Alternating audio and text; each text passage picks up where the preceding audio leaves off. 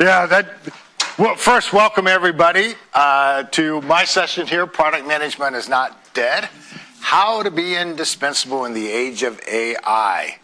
Now, Roger and I were just talking that and I'm responsible, Roger and I are responsible, I'm probably mostly responsible for the schedule, and after it was all ready to go and we published it, we're like, wait a minute.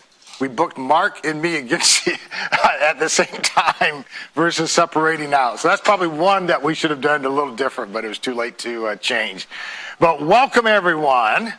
And obviously, AI is an important topic.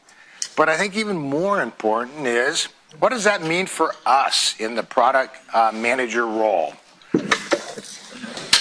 All righty. Oh, I thought I had this set. But first of all, big thanks to all of our sponsors because they are what make this happen. And so Arturo already mentioned this morning the University of Texas, the Macomb School, and everyone listening there has been wonderful in making this facility available for us at no cost. And so that is an amazing thing that they've done. Of course, we have several other sponsors there. And I'll just mention Alchemer real quick because we actually reached out to them probably 12, 13 years ago and said, hey, would you let us use your tool for free? And we'll make you a sponsor.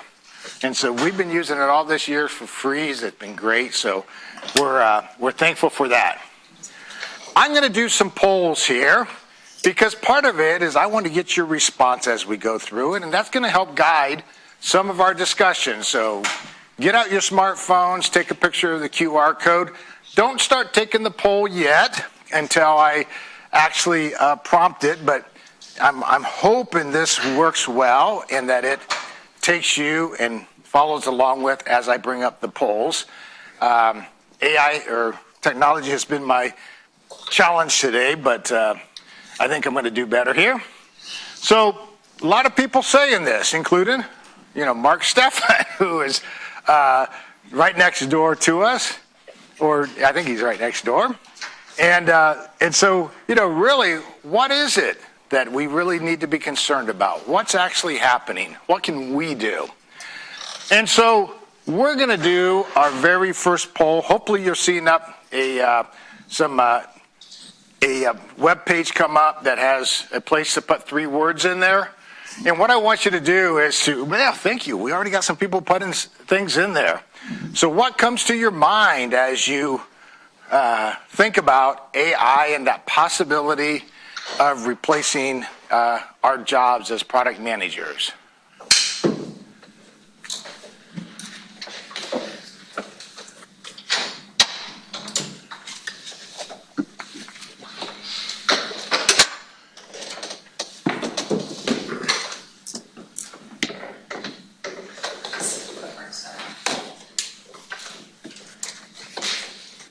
All right, I'll give about another 10 seconds here to put some things in there. Somebody used a little bit of fine language there.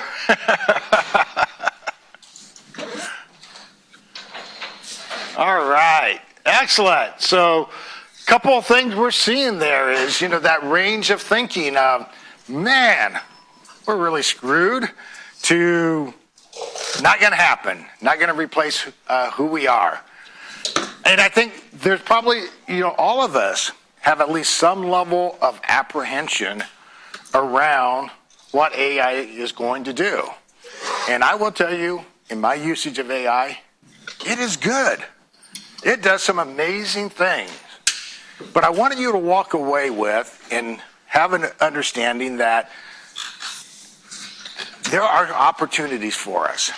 And maybe in some ways, because of how the world is evolving, how AI is evolving, it's even more important that we be great, amazing product managers. And so if you think about the world that we're in, the problems out there to solve are complex. The stakes are higher. The market dynamics are much higher. And I think many organizations are feeling that right now in terms of that market dynamics. But here's the one thing that AI is not yet replacing, and that's one, our humanity, and the second is some of our ability to think, look through the noise, and make decisions. And so what I'm going to talk about here are really the 5 core powers of modern product management. And while Dan was going to propose secrets, I'm here to tell you there are no secrets. That was purposely directed back to Dan. They're not secrets. These are things that we should already know and ought to be thinking about. So pick up your phones. Look at the page you were on. Oh, if you didn't get a chance, I'm going to go back to this real quickly. If you want to participate in the poll, grab that QR code right there, because some of you just came in and did not get a chance to grab that QR code. And we'll let you follow ahead here as I go through. I've got about 6 more polls that we're going to do. So I'm going to jump ahead. We already did that one. Okay, so how much of your time do you spend in meaningful problem discovery? Conversations with customers. Give you about another 10 seconds to respond to that.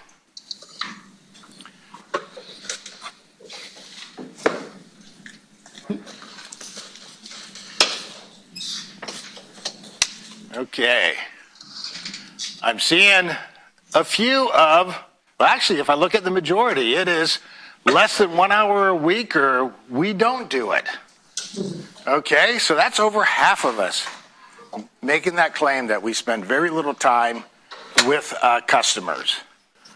And so if you think about how much time as product managers do you think we should spend in really understanding customer needs? Depends on the role and nature of your team. Okay. UX research team, it's nice for them at least to be spending a lot of time directly with customers.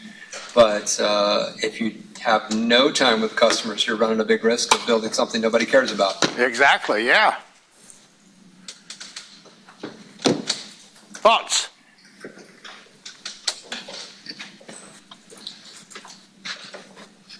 I don't think there's a specific number, but if you're only doing 1 hour per week on average, that's too little. I would really push us to at least get to where we're spending 10% of our time. That's 4 hours a week that you would be looking at on average in trying to really understand customers and customer needs. Now, you might read some things, where someone may say 25 to 30% of your time. And I would love to be able to have 25 to 30% of my time going out to customers and understanding customer needs. But we may not always have that bandwidth, or we may not have the budget available to do it. But boy, 10% feels like a really good target that's going to set you ahead of your competition. So what's getting in our way? What gets in our way of getting out to see customers? Product management. The day-to-day grind of product managers, okay. Meetings. Meetings? Okay. FINRA licenses. What was that last? FINRA licensing. Okay, yeah.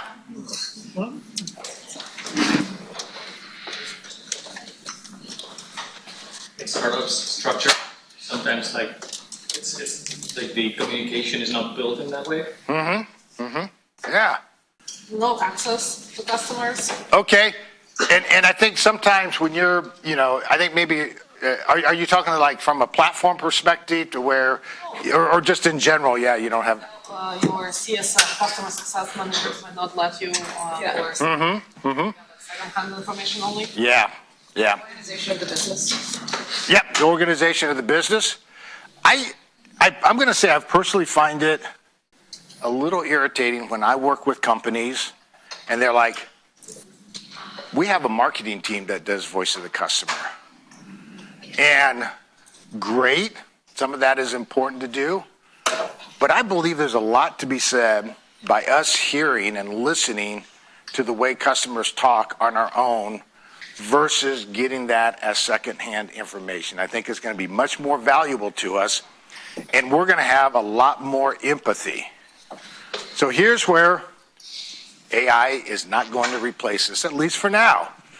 How many customers want to have conversations with AI to understand their needs? Who's going to empathize? How are they going to walk in their shoes? How are they going to do that? Now, one of the best product managers I ever met, I remember as we were talking about voice of the customer, he had a regular ritual. And it was like, I do one on-site face-to-face visit each month with a customer. Every week I plan at least, a couple of these types of calls with customers.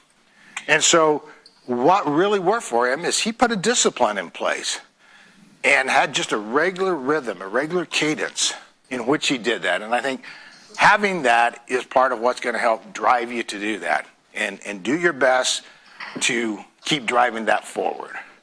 All right, somebody already started working on this one, but hopefully the slide will, everyone can see that on your smartphones in advance to that one. But how do you measure success?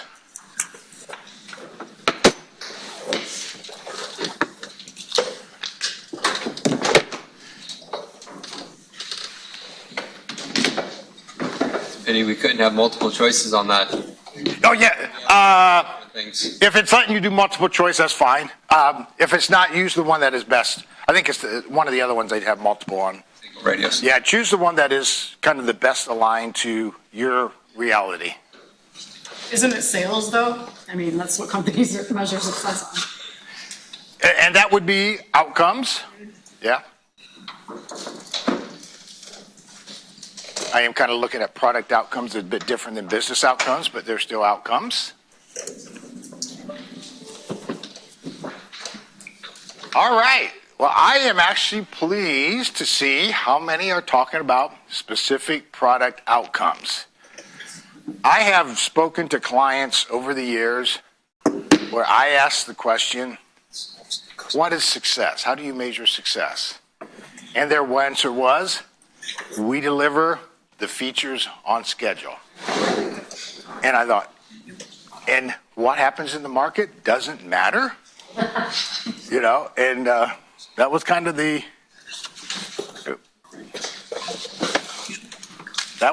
challenge that they were running into. So what does that mean for us? I know that you've heard this a lot, but it is about outcomes, and it requires us to be outcome obsessed. It's about us being able to align every piece of investment that we do in our product and in developing our product to a specific outcome.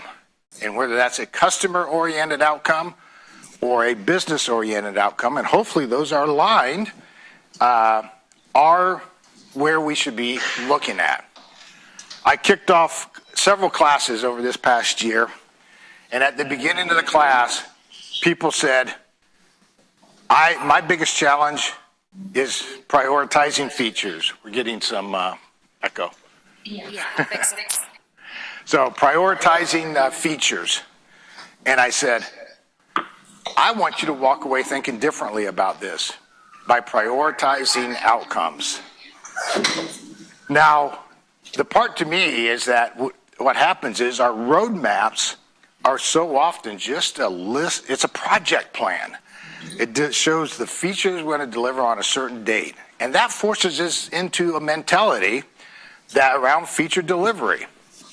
Our roadmaps should really be about strategy and outcomes. And that's something, I think we can own much better than AI is ever going to do. All right, somebody's jumping ahead here. What is your cadence for conducting discovery? So we do it occasionally. So whenever I have time, We do it before planning a release or before planning a program increment if you're using SAFe or some methodology like that. Continuous discovery. So, if you are doing regular sprints and doing discovery for the upcoming sprints while one is going on, I think that's continuous. Yes, Roger. Waiting for presenter to change slides online. I don't know. Ooh, Seems like do a refresh, yeah. there we go. All right. So we got over almost 2/3 continuous discovery. Oh, some of that no discovery is building up. For those of you that don't do discovery, what's getting in the way? Or for those of you that do it only occasionally, what gets in the way? May not be the stakeholder needs. Okay. Louder, please. What was that? Louder, please. I didn't hear you. Oh, so say, May not be the stakeholder needs or the customer needs. but whose needs is it then? The product manager needs. Okay. You're doing what you think is best, but not necessarily with validation.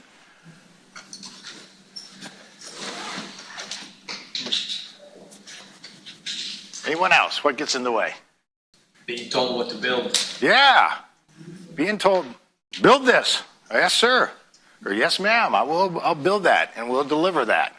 But that is something we need to do and plan time for. So think about, this has been talked all around, so that's why I say there's no secrets here. Learning over perfection is what we want to do. As we're looking forward into our roadmap, we need to be identifying where do we have uncertainties? Where do we have unknowns? Where do I feel there's risk? And then identifying those and thinking of experimentation that you can do to reduce that risk. And whether that's qualitative, quantitative, building something, we need to make time for doing that and prioritizing our experimentation.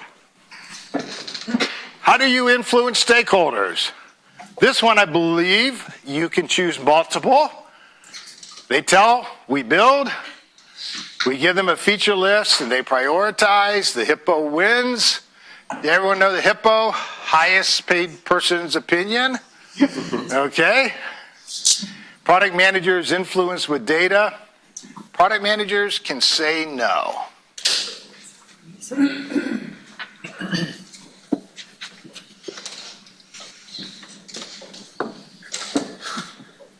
Oh, we got a little bit of up and down going on there. What is the HIPPO stand for again? Pardon? HIPPO?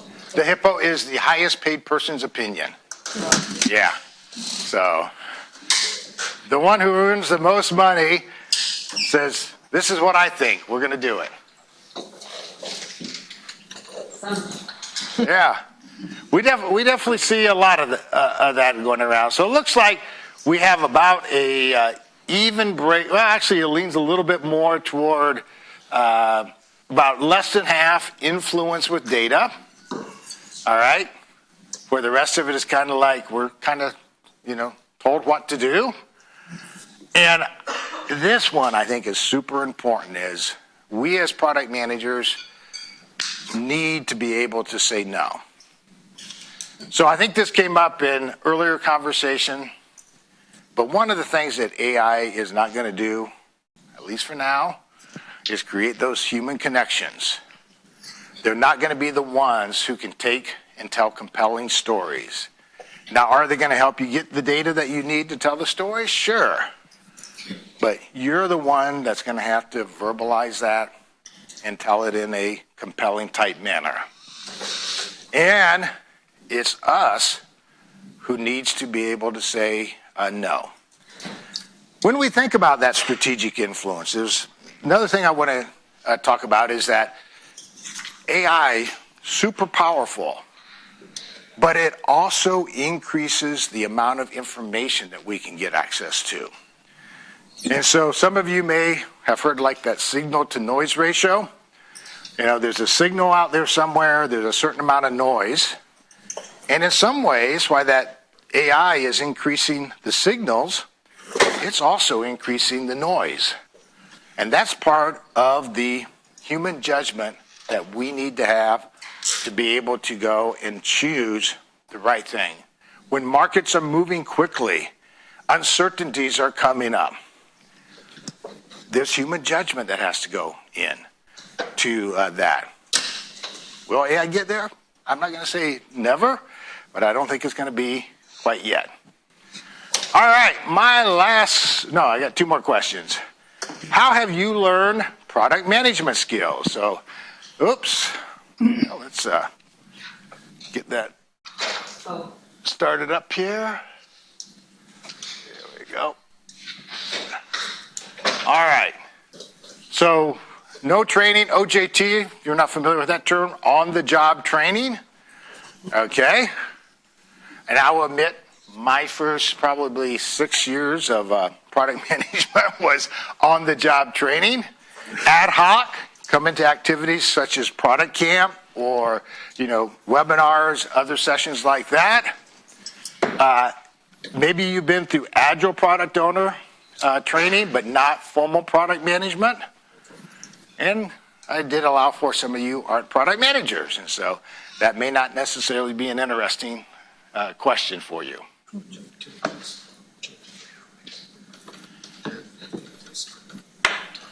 Okay.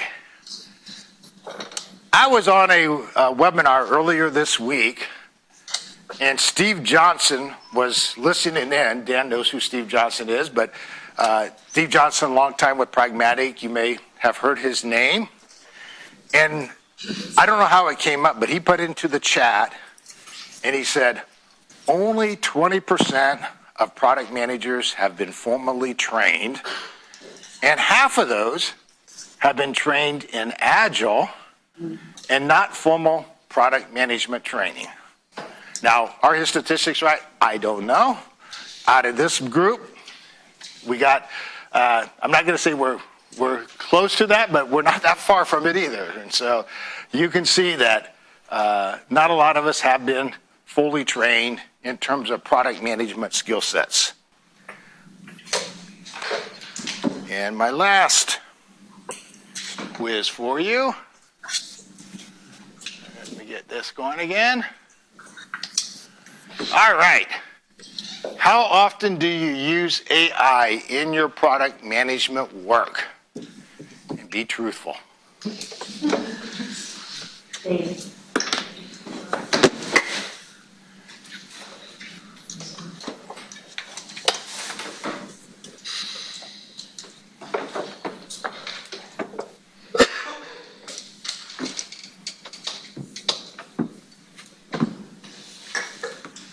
All right, a few more seconds here. So if you had asked me how much I use AI in my daily work, had asked that question maybe 2 or 3 months ago, it would have been more like this. Maybe even more like that, on occasion. But curiosity got the better part of me, which was good. And I just started trying some things on AI. And all of a sudden I'm going like, AI today is much different than it was a year ago, where it would present stuff. It had a lot of junk in it. And I was like, okay, nice, but not so great. It is completely different now. And 80% of this presentation I used on AI. Now, it didn't mean I filtered it. I, changed things. I re-expressed thoughts. But I used AI to do a lot of this work. And so my message to you is that as product managers, we need to be using AI. But AI won't make all product managers better Why not? Human connection. What's that? Human connection. Human connections, okay. Customers You who still need the intention. That's not something you can do. Okay, yeah. Strategy. Because AI is only as good as the input that you give it. Okay, yeah. Garbage in, garbage out, right? Creativity. Creativity, all right. Let me ask you, so I'm going to share a story. I asked my son's a senior in high school, and I asked him last week, I said, how often do they let you use AI in math classes to solve problems, just to see what they do? And his answer was, never. Why? Why don't they let them use it? Critical thinking. Critical thinking? so they're not replaceable. Problem solving? Yeah, exactly. We have to understand the fundamentals. Because if we don't understand the fundamentals, the output, it kind of goes as garbage in, garbage out. The output may not be right. And we have to have those fundamentals to be able to make the right level of judgment on what AI is telling us. So, it will make great product managers better. And their great product managers are those who are already doing the things that I've been talking about. And I want to thank Elena for letting me borrow this, because I just thought it was really cool the way that she thought, and her message was the same as AI will make great product managers greater. But this just gives you some of the things that you can do. I'm not trying to create a comprehensive list. Out of curiosity, yesterday while I was sitting in a meeting, I haven't done programming a code in years. And I sat down using ChatGPT, which is not targeted just to programming. There's some tools out there, such as Bolt and others, that are specifically for writing software code. And I asked it to create an app for me. And I gave it some specifications. And within about 20 minutes, I had code that I could have taken, packed up, and tested. And so while, if you asked me before, I'm not a big fan of product managers writing code. I know some companies that is so critical. But boy, in today's world where you can create some prototypes or some, functional mock-ups that quickly, by all means, go do it. Yes, leave the coding to the professionals, but we can do that. Hypothesis testing. Not only is it about hypothesis testing, it's about even creating the initial hypothesis. And that's the way that I look at a lot of the AI research that I do, is what I hear first gives me some good hypotheses. And then I go and look for other sources to validate it, or I do some other discovery work to validate it.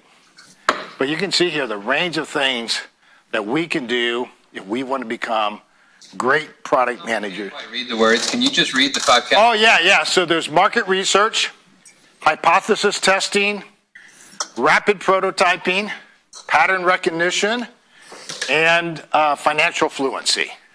Thank you. So, are there other things? Sure. But I think that's a pretty good list to be thinking about. So, if you're doing these things, this is where AI is going to start taking more and more of your job.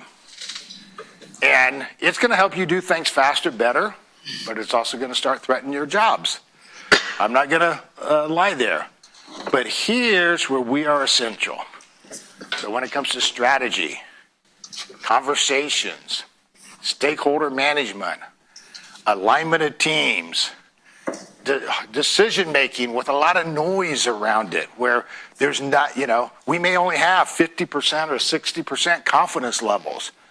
Those are the things that we can do really well. And AI is not going to replace that yet. So my question for you, what are you going to do to up your game in 2025? And with that, I say thank you again to our sponsors. Thank you to you.